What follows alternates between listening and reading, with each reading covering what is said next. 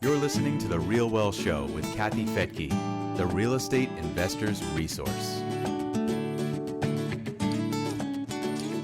With the Federal Reserve potentially raising rates aggressively this year to curb inflation, should we be concerned about a possible recession?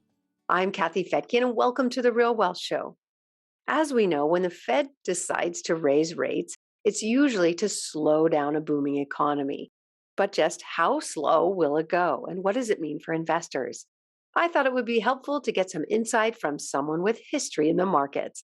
Gary Alexander has been senior writer at Navellier since 2009, where he uses market history to support the case for growth stocks and real estate, especially in an inflationary environment. So, Gary, welcome to the Real Wealth Show. I'm a big fan of Louis Navellier, and I know that you're a blog writer for him. Yes, I have been for the last 13 or 14 years now, and I've worked with Louis 25 plus years. Yeah.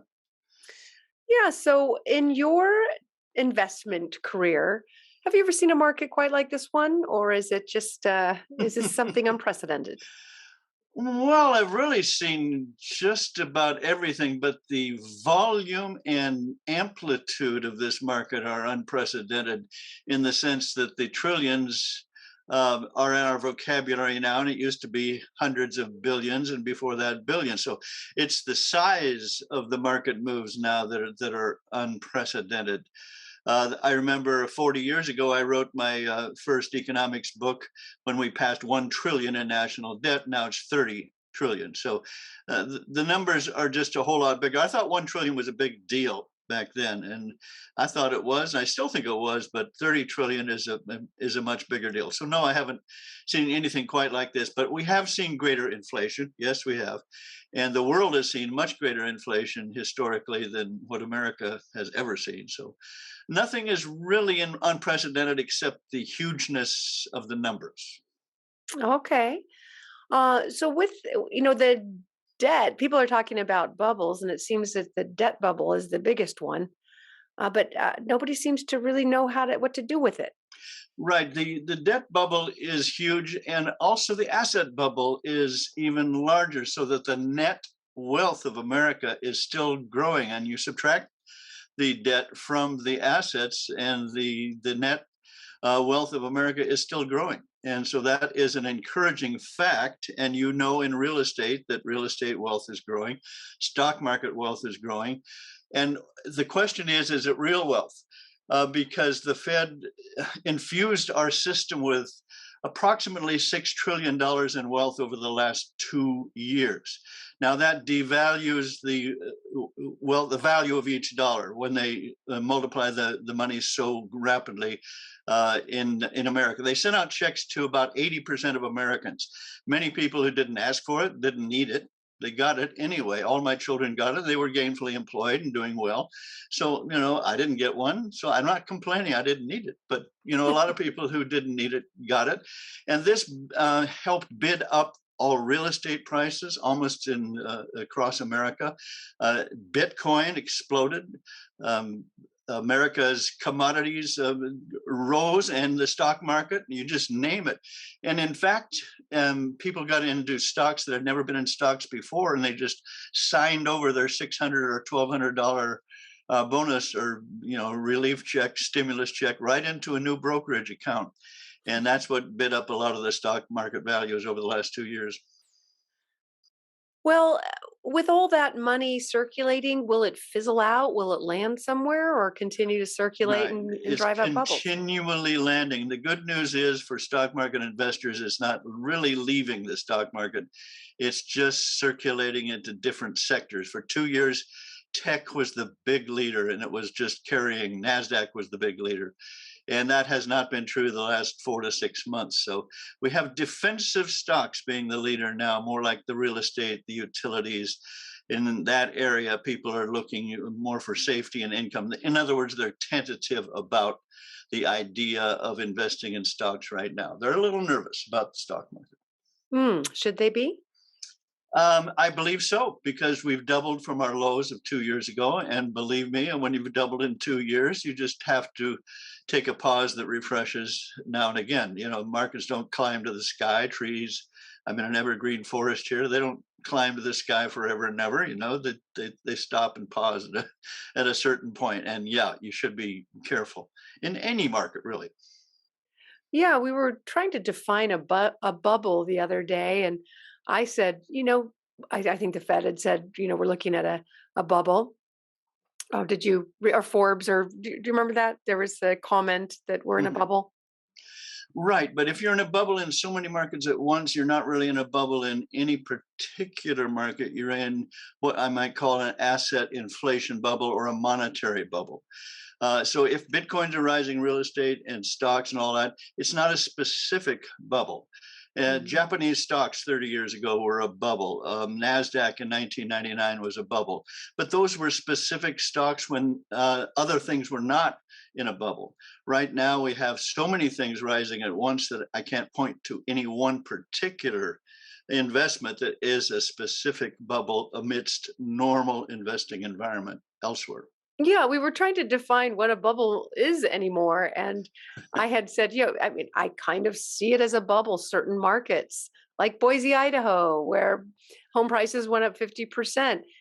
I call that a bubble, but maybe one that won't pop. Is that possible? Perhaps so, and you're in the real estate market. You don't know that better. The Case-Shiller index apparently has Phoenix metropolitan market up to the #1 market in America for like 30 months in a row. I don't know if that's a bubble or not. If it grows 32% a year and it's got more than 1 million people, I don't know if that can keep growing at that amount. I know Seattle and Portland prices are big around where I live, and the little island where I live, you just can't find any property. It's just going up so rapidly. Tend to think that's a bubble. If some of my family or friends want to buy here, I just wonder if they should now, because the land is growing so quickly and it's so rare that something even comes on the market. People bid above the asking price. You know the whole story there. Yeah. That sounds like a bubble to me. Yeah, I guess the question is, can the bubble sustain itself or It could for a while, but you never know, because when you're inside a bubble, it doesn't feel like a bubble. Bubbles are in the rearview mirror, and they all look kind of the same in the rearview mirror, like five-fold gains in 2 years or triple in 1 year. They seem to have that kind of an arc. yeah, yeah. The question is, would those asset values come down, or does the world just catch up to the prices at some point? And like you said, if nobody's selling, Right. and if people are locked into low rates or paid cash, maybe it's not a bubble. Maybe it's just higher prices and Right, inflation. exactly. You Yeah. you don't know when you're in it, and you can sell too soon, which is really preferable to selling about a month too late, because prices fall a lot faster than they rise when they start falling. Yeah. Interesting. Okay. So, oil. Let's talk about oil. We know that prices have gone up very dramatically, and yet the U.S. is it really only is about 4% of Russian oil. So why are we being so affected? Good question. I know that you don't want to get too political, but there was a change of presidency a year and a half ago, and they had a green agenda, and they didn't want to have pipelines, and they didn't want to have fracking, and a lot of fossil fuels, and they were very concerned about climate change, and so they went not entirely all in poker terms, but mostly in on the green agenda, and shut down some pipeline supplies. So we had a freeze in Texas in February of 2021, and we're going to have similar freezes in future winters, and there simply isn't enough supply available reliably so in solar, wind, and others. And Europe went all in, unlike America, and they went all in foolishly because Russia is their supplier. And so we are not beholden on Russia, except on the West Coast. We have a little bit more reliance on Russia than do on the East Coast, but not enough to worry about. We were energy self-sufficient about 3 or 4 years ago. We are not so now. So we need some import. And it's much better in many fields to take that new supply from North American sources, Canada and the United States and Mexico, than it is to go begging on our not so kind energy suppliers from other continents, and if not Russia, the others aren't so palatable either, such as Venezuela or Saudi Arabia, and other sources that, they aren't really democratic friends either. So that's why we're short of supply, and that's why the prices are going up. What are the chances that we can get back to being energy self-sufficient again? Well, it doesn't seem politically viable right now, except every Congress person goes before the voters in November, everybody from the House of Representatives. And people don't like the price at the pump, and they might have to vote their pocketbook, and the construction of the Congress might be different come November, in which case there would be more friendly legislation toward the pipeline, XL pipeline and others, and for North American fossil fuel production. Hmm. Yeah, I had read that also part of the problem is that so many investors lost their shirts. What was that in 2015? Lots of investment in North Dakota for sure, and I think parts of Texas, and then they lost it. Oh, So yeah. that they're scared to go back in and reinvest. Energy is cyclical, and I don't know if you remember one magic day in May of 2020, the futures trading pit in oil went below zero. It was minus $10 or so for a barrel of oil, and it's theoretically so. And they had to close the exchange, of course. That's absolutely definition of crazy. But from there, it went to over $130 just a few weeks ago. So that's the nature of oil. And 2008, it went above 150. I don't know if you recall that. That's just Wow. 14 years ago. So, do you think that investors would want to come back in and reinvest in an American oil reserves or Well, oil energy is production? already a very strong sector in the stock market so far this year because of that particular anticipation that America is going to get back into the fossil fuel business, and that really had no choice. Mm-hmm. Yeah. Yeah. Again, there are some people who believe that we are fighting commodity wars now. It's wars are fought differently. Would you say that that's what we're seeing in this Russian-Ukrainian war? That it's being treated differently than wars of the Oh past? yes, it's commodity definitely, and across the front. You guys who have strategic minerals, not just oil, but Russia and China over there. Can't forget them. Control a lot of the rare earth minerals, and Russia controls like the majority of the palladium and a small amount, 10 or 15% of the platinum required in catalytic converters, for instance, and solar panels. And then you get to agriculture. Ukraine and Russia combined are breadbasket for something like 30% of the exports of the grains, wheat and corn and so forth. And so someone has calculated if we want to go on a diet, this is the year to do it. There's going to be 13% fewer calories created on Earth because of not only this conflict in Russia and Ukraine, but other crops aren't coming in as expected. So the prices are going up. That doesn't mean, so it's going to be A good very year to high, go on a diet. That is a very good way to look at it. They're high just eat cost for 13% less. agriculture, commodities, as well as metals and oil. I think Americans can afford to eat less I at guess we 13% could, less. yes. Yeah. Are there foods that are less volatile? Food groups that like local greens, for example. Should we be eating lettuce? Yes, definitely. Greens are healthy. Everyone tells me that, and the prices don't seem to be as affected as when I go through the grocery list. But as I go down the commodity list, almost everything seems to be up double digits over the last year in the food category. There are a few exceptions, of course, but the old game is substitution. When one goes up too high, you substitute, and that's always Hmm. been the game. And in inflation, if say beef prices go up, go to chicken. If chicken goes up, go to eggs. If whatever it is, you just switch it over to the one that's not going up so fast. And it's like Hmm. picking the slowest, fastest lane in the highway, or the shortest lane in the grocery store. You just keep trying to outguess the supply demand equation wherever you are. All right, so let's look at inflation. Do you think, obviously, we're seeing inflation because of the pandemic, and many factories were shut down, and it's hard to get things back up and running. And then all of a sudden, when humans got to go back outside again, they wanted to.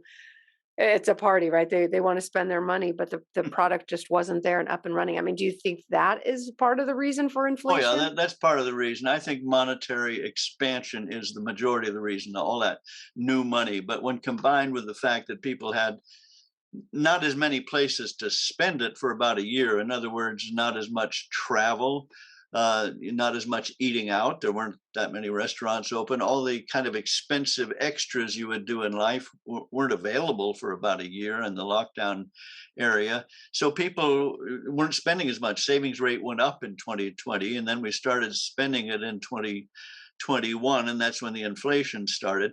And the Fed said it was transitory all year long, from February to November last year. They said it was transitory. Well, that's a word that's subject to definitions. Do you mean for 10 months or 10 years is it transitory? And so they've quit using that word. And a lot of us I interviewed Milton Friedman in 3 long interviews in his lifetime, in conferences and in private interviews. And I have believed basically that he is right, that inflation is always and everywhere a monetary phenomenon. And that is the main force of this inflation. But this particular COVID problem has made it worse. And also the fact that we relied way too much on China for everything in our life, from the medicines in our cabinet to our car parts to anything you want to name. Look underneath, made in China.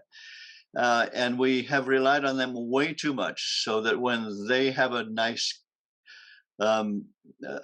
they have a problem dealing with us, we don't have as many goods. And when they have a resurrection of a COVID bug in Shanghai, all of a sudden their workers in the Shanghai region are not working, and all of a sudden there's a holdup on goods once again. Yeah, well, that has come to light in 2020, 2021, and now 2022. Yeah. This over reliance on imports, on having our stuff made in areas where it could be made cheaper. And that's really what it is, right? That's what kept things cheap, is going to where labor wasn't as expensive, like China. But now we're realizing that dependence is not really necessarily a safe place to be, especially when you need medicine, right? That was a big, Right. That was one of the key elements. Yeah. that was a big deal. So if then we need to bring those jobs back and we pay people more here, we're going to see more inflation, right? Right. Wage inflation is now finally catching up, and wage inflation is sticky. It's not one of those things that goes up and down. It goes up and stays up and keeps rising, because people, once they take a pay increase, they don't give it back. Unlike, say, the price of oil goes up and down, price of chicken goes up and down. Well, wage prices go up, then up, then up, then up. They don't come back down. So yeah, that will continue to fuel the kind of wage price spiral. So inflation is in our future. It is, but it will not be this sharp, this high forever. In fact, I think it will come down to a more livable number, under 5% by the end of this year. It's transitory, a lot longer than the Fed expected, but it won't continue once we solve this supply problem, and once the Fed stops printing new money, which they've already started doing, and they raise interest rates. In other words, the tools that they're using now to try to reduce inflation will work, not as fast as they want, but it will work to bring inflation back, say, under 5% by the end of this year. If your job is to control inflation, it seems like the Fed really messed up on that one. Like, how, if that's your job and this is what you focus on and study, what's going on? Someone like me, I'm just I don't even have a degree in economics, but I could see that a mile away. You print that much money, it's going to devalue the currency, and you have inflation. It's obvious. So what's Yeah. going on? Why could the Fed not see that, or were they just lying? Yeah, well, you're onto something really there. I don't have a degree in economics either, and you know what? There are over 400 PhD economists at the Fed, and they all study with the same professors at Yale and Harvard and in the top schools and the same textbooks. And they denigrate Milton Friedman. They denigrate the monetarist school, and they operate in econometric models. And I'm no fan of those.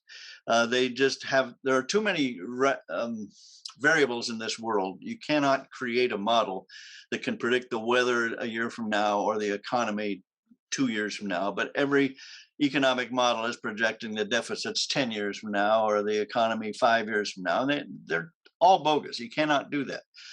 The human choice, the human action of 7 billion people will disallow that. People always make choices in the moment, and that models cannot predict that. So people acting in a real world do things economists are not envisioning. Economics to me is a human science, not a mathematical science. It's what people do. And Ludwig von Mises of the Austrian school wrote a book called Human Action, a huge 1,000-page tome. It's hard to read, but it's more accurate about economics than all of these econometric books that these PhDs are studying. So it really is about what people do. So I think I've got a leg up on what they're studying by seeing what people do with their choices every day. Yeah. Well, it is just concerning. Again, if that's their job is to control inflation, and if inflation's out of control, and now the brakes are coming on, are they going to mess that up too and send us into a recession with Yeah, too that's the fast of a fine trick. tightening? It's a very fine line because it's very easy to print $6 trillion of cash, and it's very hard to rein it all in and stop it without having a hard landing. Soft landings are very difficult. Soft landing defined as stopping inflation without a recession. That's very hard and has seldom been done in history. Usually it causes a hard landing. They have to walk a very thin tightrope to bring us back down to livable inflation without a recession. And I'd be interested to see if they can do it. They were so cocky last year saying, oh, we have the tools, we can do it. If inflation surfaces, if they said, they didn't think it would. If inflation surfaces, we have the tools to bring it back down. I got so angry when they said that. I wrote a column. I said, inflation is coming soon, and they don't know anything about it. And it's going to hit us hard, and they won't know what to do with it. I was so angry. It was the San Francisco Fed president who said that. And they're mostly younger than me, and I would just wonder if they haven't experienced some of the past inflations. You know, that the Fed screwed up so badly in, say, the 1970s when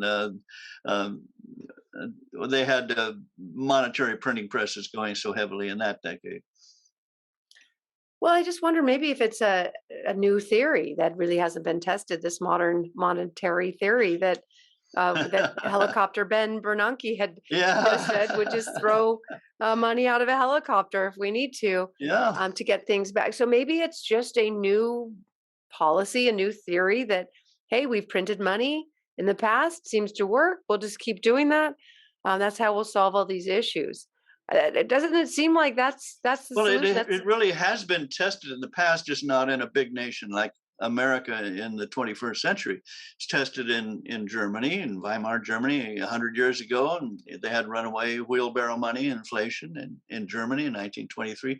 After World War II, even worse inflation in 1946 all throughout Europe, especially Hungary, down in the southeastern European countries. And there's been terrible monetary inflation throughout the 20th century. So it has been tried. It just hasn't been tried in America in this volume. And maybe not, it hasn't been successful in the past where it has been tried. No. Yeah. Okay. Well, where does that leave us? I mean, I know my listeners are buying real estate because it's a hard asset that inflates, and in an inflationary economy, it's a good choice. But in a deflationary one, not so much. But we do know that there's a real lack of housing right out there that compared to demand today. But the Fed is trying to kill that demand. So then what? Well, I keep these right in front of my computer. I don't know if you can see this. It's a $2 bill with an ounce of gold and an ounce of silver. They're going up, not hugely rapidly, but I have about a 10% position. I don't believe people should have a much more than that in gold and silver. And in 1965, when I was in college, LBJ took the silver out of coinage, and all of a sudden the coins pre-1965 of silver were worth more. And in 1971, gold was, Nixon took gold off, the dollar off gold completely. It had been mostly off gold since 1934. And we were allowed to own it only after it went up to $200 an ounce. So we missed most of the gain. But, gold has gone up quite a bit in the last 50 years since that happened. So, they are your option to currency. They don't compete with real estate. They don't really even compete with stocks. But gold and silver compete with paper currencies. But the government can mess with that. Again, they can take your gold. They have in the past. They did try to confiscate gold. A lot of people secretly kept it. Mm-hmm. You'll never know how many. But I don't think they'll be able to take the gold again. We're too informed now. People were more obedient, I believe, to their government in the 30s than they would be now. I don't believe they would fall for that. Just imagine, Americans, as obstinate as they can be, being asked to give up all their guns and their gold. Do you think they would do it? I don't know. I bet they wouldn't. Okay, well, that gives some comfort. All right. So what do you suggest for people who are a little bit scared of all this? Well, I say keep investing because I still believe in the positive future. America, I never bet against America. Look at Warren Buffett and all that he's done over the years. I still believe in growth stocks like Louis Navellier advocates. I have a 70% position in growth stocks. I fully own my real estate, and I believe in real estate. And also gold and silver with that 10% position. I mean, the experts say that at my age, I should be like mostly in bonds. I don't want to do that. I don't believe in that theory at all, because I believe I should invest in bonds when you have a stable currency, not when you have inflation. So I don't have that much in bonds. So I believe in growth stocks with income, and gold and silver and real estate. These are your classic inflation hedges. Oh, great advice. Okay. Well, Gary, it's really a pleasure to have you here on the Real Wealth Show. Thank you so much for sharing your insights. Well, thank you for asking me. Appreciate it. And thank you for joining me here on the Real Wealth Show. You can go to realwealthshow.com, where you'll get access to hundreds of free webinars that will help you on your journey in investing in real estate. I'm Kathy Fettke, and we'll see you next time. Bye-bye.